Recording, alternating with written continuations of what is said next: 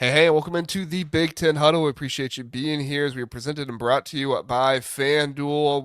We have another Penn State head coaching update to get to with here. It is me, JR, joined by Chris once again. Chris, one of the most well-connected guys over there at Penn State. He's on all the message boards. He sees all the stuff. He can kind of read what's going on. He also has some people that know a little bit of what's going on behind the scenes as well. And so Chris is definitely one of the best guys to bring on to talk about this Penn State head coaching search and what's going on. So, Chris, last time we did an update, we talked about how I felt like there were kind of four candidates separating themselves from the rest of the pack and how these were the four that Penn State seemed to want. Doesn't necessarily mean they're going to get one of those four, but it seemed like those were the four they were kind of going at the most. And those four being Mike Elko, Eli Drinkowitz, Brent Key, and Jeff Brohm. Now, we talked about how Mike Elko, Jeff Brohm, probably going to cost a good amount of money. However, Brohm is interesting because he's not going to be in the playoffs most likely. If they pass Virginia, I guess they would be the next highest ranked ACC team, and if they win the ACC, they would be able to get in there. But Brent Key, after losing this past weekend, looks like he's probably not going to be in there. Mike Elko looks like he's very favorable to be in there, and then Eli Drinkowitz looks like he's probably not going to be in there either. And as we discussed before, it makes more sense to go with somebody who won't be in the playoffs because they will kind of help be able to salvage this class that Penn State is trying to, still bring in right now. So I'm going to give the floor to you, Chris. What are your thoughts on these four guys that I mentioned? Are they all still kind of up there for you? Do you feel like one of them is fading? Do you feel like anybody's looking stronger? What are your thoughts? Well, there's definitely some movement, but just to back up a little bit, what you say, just so everybody understands like where I'm coming from. I do have a few contacts, tidbits of information I get. Like I don't just read message boards and put stuff out there because that's premium information. But what I do is like work when I used to work with Rivals. My Penn State buddy, he doesn't cover Penn State anymore because Rivals, was bought out by On3. But he still has contacts at Penn State, and he gives me tidbits of information sometimes. And I do have a friend that's pretty connected with some higher up people at Penn State that gives me tidbits of information. I wait to hear like what they say, and then I kind of check it against what else is being reported out there before I run with anything. So Brian Hartline is not going to get the Penn State job. It's very unlikely he gets it. Now, here's the thing, okay? From day one, Pat Kraft said he wanted an established head coach. I wouldn't be against Brian Hartline getting the job. I'm just telling you this is what's going on. Pat Kraft wanted a head coach, a sitting head coach from day one. He doesn't want this rebuild to take as long, and he thinks a head coach, an established head coach, will get that done quicker. Now, that doesn't mean Brian Hartline is completely out of it.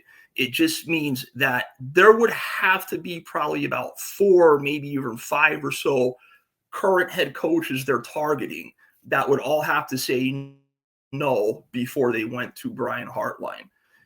So that's just want to put that out there so Ohio State fans could sleep easy knowing that. Now, that being said, the one thing I do want to say is it's pretty much been established and told to Pat Kraft, yes. He told Pat Kraft, I'll take the job. You offer me the job, I'm taking it. That's already established.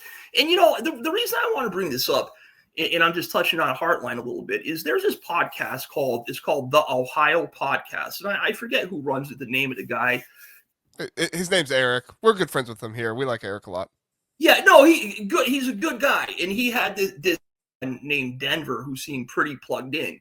But this Denver was making Penn State fans seem like they're all delusional. Like, back when Paterno was fired, that people thought Urban Meyer was going to had a chance to get the job. That was never happening. That was very close to happening. But he was making all these arguments, these one-sided biased arguments, why Brian Hartline should never take the job, would never take the job. And it was just ridiculous. Like, he was just so one-sided. The guy already said yes to Penn State if they offer it. And I know that doubt, Brian, he's making these arguments that, like, he'd be public enemy number one. Why would he leave Ohio State when he's the head coach in waiting and that's his ultimate goal? If you guys think Brian Hartline's going to wait around for 5, 6, 7 years for Ryan Day to retire or move on, you're crazy. He's a hot, up and young, incoming coordinator. What does every every top big name coordinator strive to be a head coach, a young top name coordinator. They all strive to be a head coach. He's going to get big time job offers every year. So people, Ohio State fans, think he's going to stick around 6-7 years or however long waiting for Ryan Day to leave. They're crazy. So I just wanted to touch on that. Now, other names, Mike Elko. I do believe Mike Elko is still the number one candidate. But as you just mentioned, as we talked last show, the whole playoff thing is the timing of that complicates things.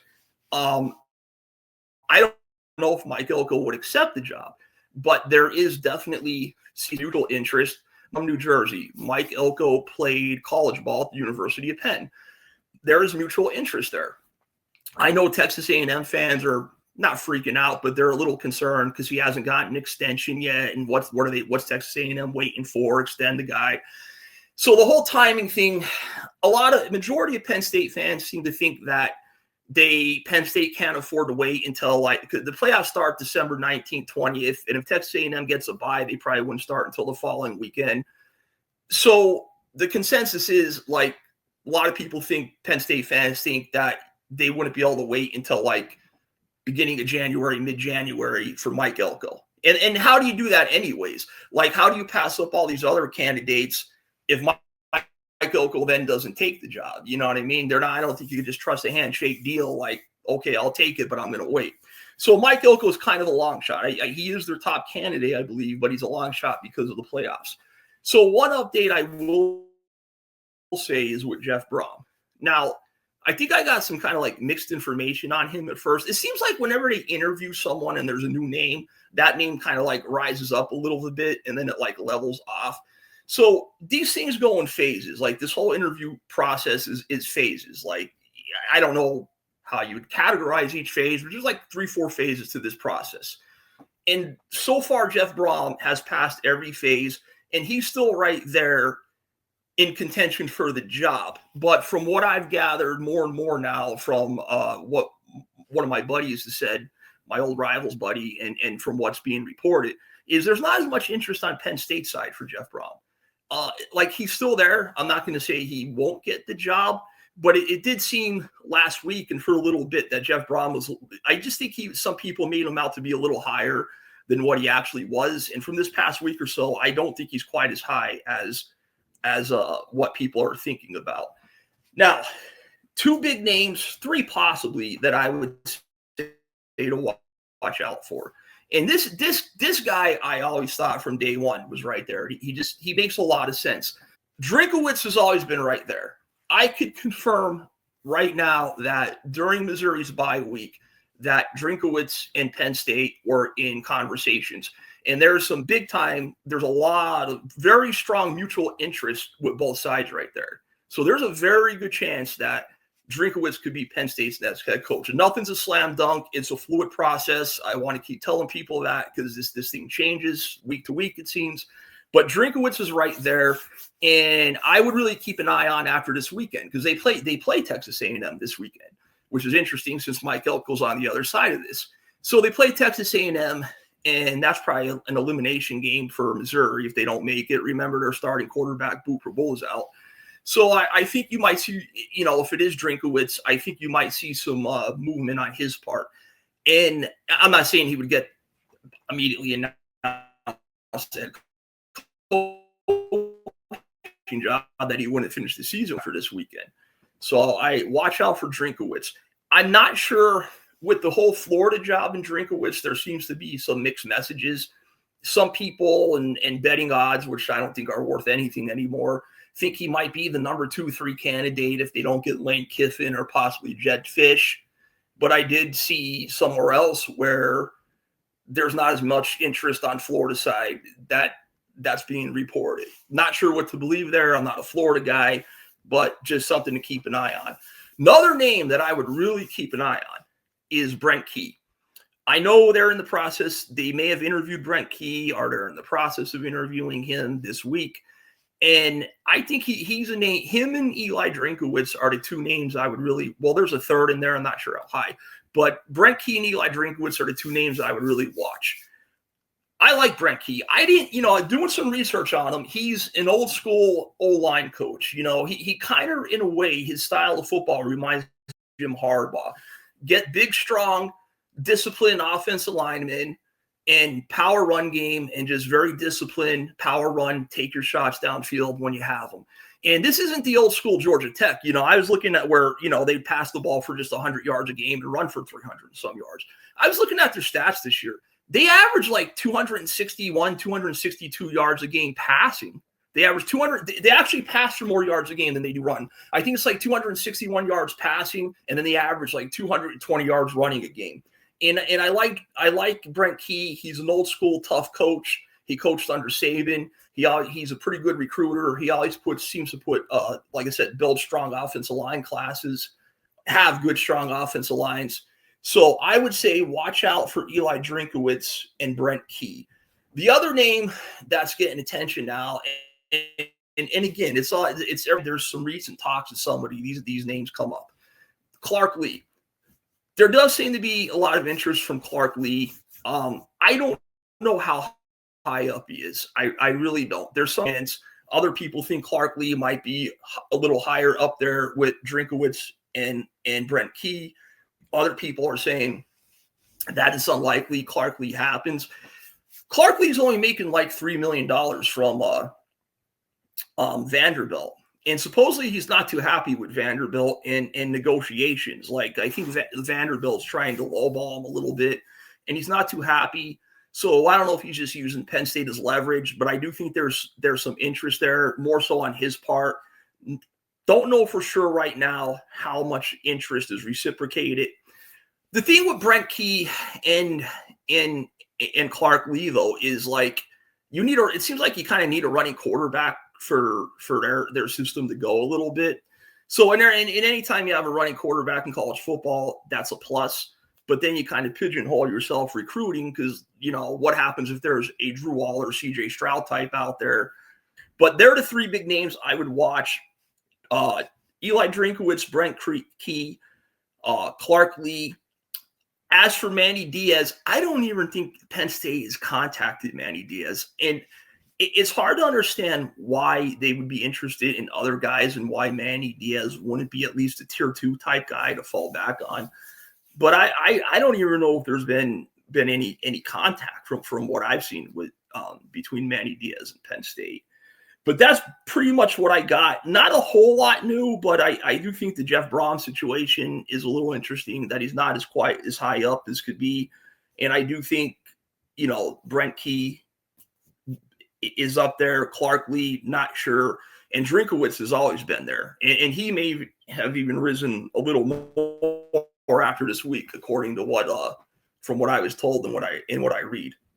So that's pretty much where it stands. And I think we'll know more after this week as things progress.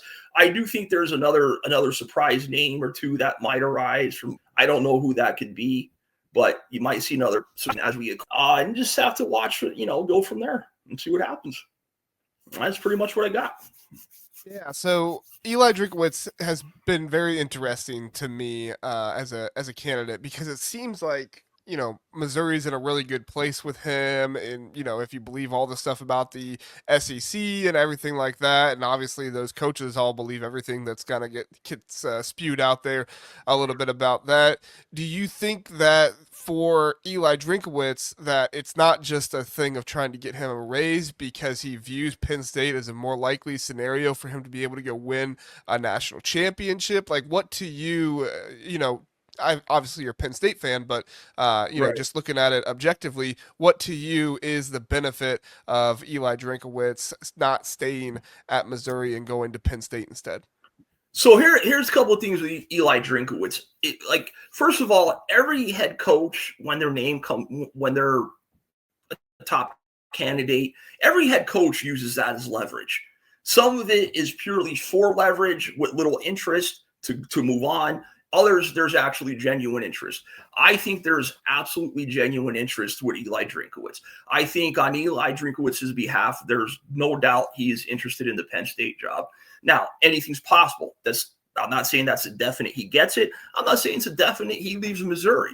But I do think there's a lot of genuine interest in from Eli Drinkowitz, that it's not just about leverage. Now, other interesting thing, though, so a lot of people say, well, he's a Southern guy. You hear the way he talks, he just wouldn't seem like a fit up in Pennsylvania at Penn State, and I get that, but I don't know if people that aren't Penn State fans realize. Do you know his top 3 quarterbacks where they're from? They're all from Pennsylvania. It's not just Boo Perbola. So they got Matt Zollers, who's now starting for him with Boo Perbola out, was a 2025 5-star from Pennsylvania. That was NIL, but he loved Missouri and Drinkowitz, and he got like a $2 million, and I think it was like a $2 million NIL deal for Missouri, and he went with Drinkowitz. There's another quarterback, I think, of the 26 class. His name's Gavin Sidwar, who was a 4-star, not as high up as some of these other guys. He was from Pennsylvania, went to the same school as Joey O'Brien. He's a quarterback at LaSalle. So Eli Drinkowitz has kind of already proven he could recruit Pennsylvania, and he's aggressive with NIL. He's aggressive in the transfer portal. So that's a big plus, because we didn't have that in Franklin. No matter what kind of money he had or didn't have, Franklin didn't want to spend the money. It was crazy. But the interest with Eli Drinkowitz is definitely it's real. And let's just set the record straight really fast. Matt Rhule completely out, correct? I believe so. I mean, you never want to say like anything's definite 100% with these things, but I think it's less than a 0.01% chance that Matt Rhule could get this job. Yeah. So I would say he's just about out at this point. Yeah. Yeah. All right. Last thing I'll ask you here, and then we'll get you out of here. We really appreciate your time, Chris, and you do a great job of explaining all this. Last one, Matt Campbell was one that I brought up as like, don't take your eyes off of him just yet. He always kind of gets mentioned, but eventually he kind of goes by the wayside because he never really seems to get all that deep into these things. But there is still some talk out there that like, hey, Matt Campbell might not be completely out of this. He wants a big time job at some point. It's just how big of a job does he want to go to, and is it the right time? It seems like to me it would be the right time right now, but is there anything you're hearing on Matt Campbell? Matt Campbell, kind of like you said, his name is like an enigma when it comes to this stuff. Like, his name is still being mentioned as a possibility, as a fallback guy, being in there as a candidate, but you don't hear anything about his stock rising or going down. It's just like, yeah, there's been some interest with Matt Campbell. That's it. And I don't, I know I read it. It's been reported that one of the reasons Matt Campbell stayed at Iowa State so long is because he kind of had free reign and a lot of control of what he did there. Like, pretty much all the alignment was there with him in the athletic department and the school itself. He got a lot of whatever he asked for. He could run things how he wanted without much interference. So I think he felt really comfortable with Iowa State. And I know I read like something where one of the reasons he's hesitant to leave Iowa State is because he doesn't know he would have as much free reign in other schools like he does Iowa State. How much of that is true or not, I'm not sure. But yeah, it's like you said, Matt Campbell's name, it's just very weird. It's like his name's always there, but it just doesn't go anywhere. Like, so I don't think Matt Campbell will get the job. But again, you never know what happened. But right now, and again, this changes weekly. You could have me on next week, and there could be another. I did hear there's another surprise name or two that might come up in a week or so. But right now, I would really be looking at Eli Drinkowitz, Brent Key as the two likely guys, possibly Clark Lee, but definitely Drinkowitz and Brent Key right now. Well, hey, you said it. I think that's a great plan. I think we should have you on once a week to talk through all of this stuff and kind of go through it. So Wednesday, so if you sign up for it, Chris, we'll do it. Unless there's breaking news at some point or anything like that, then I'll come on here and kind of talk about it all. But we'll at least try to do this once a week, maybe once every other week if things get slow. No, I'm good with that, man. I'll come on whenever you need me. If you want to do it Wednesday nights, I'm good with that. I'm here to help you guys. Let's make it happen. All right. Thank you everybody for listening and watching. We do appreciate you being here and hearing in. Give us your thoughts to everything that's going on with Penn State and everything that's happening there. Obviously, college football playoff odds on FanDuel, everything else. There's so much going on in college football right now. There's no odds out on this Penn State head coaching stuff, but I would just say be on the lookout because this kind of stuff pops up anytime. And like Chris said, I'm not really putting too much stock into the odds, but you know what? If you have a good hunch on something, maybe you could put some money down on it, and who knows, you might win something there. Insider trading. There you go. There you go. All right, everybody. Have a good one. We'll see you next time. All right, guys. Have a good night, everybody. See you later.